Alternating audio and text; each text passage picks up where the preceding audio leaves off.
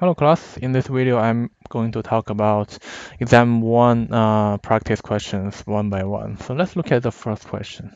So in the first question we are given a data table about local home sales. We got 1, 2, 3, 4, 5, 6 records. So the first question is, do the data appear to have come from a design experiment or design survey or experiment? After reading the description, the question doesn't say anything about if the data is from a survey or experiment. But we know that when we talk about an experiment, we should be able to manipulate the value of the variables.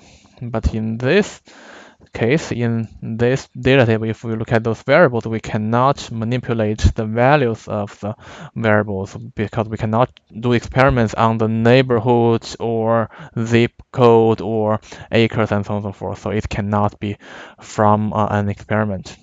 So the second question, what concerns we may have?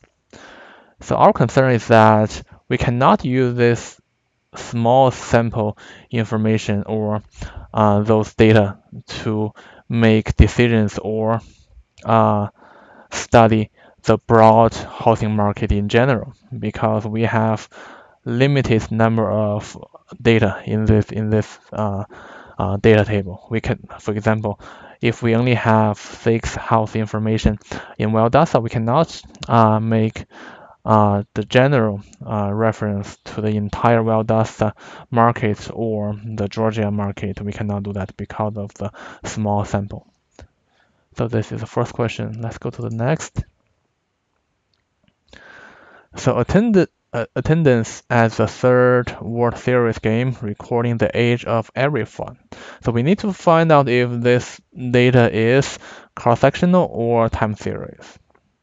So the key difference between time series and cross-sectional is that the time series has to be measured at regular time intervals over time. Okay? But if we read this description, it's not a data measured over time. So that's cross-sectional. Right? So it's not time series.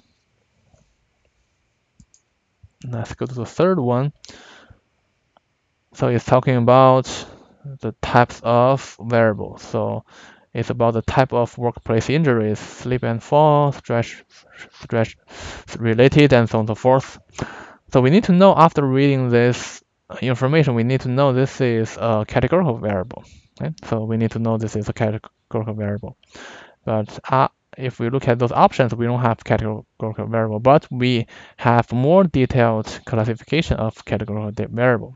So is that an ordinal variable or nominal? So ordinal variable means the values of that variable can be put in a certain order. But in this case, the injuries, we cannot put different types of injuries in any kind of order. Right?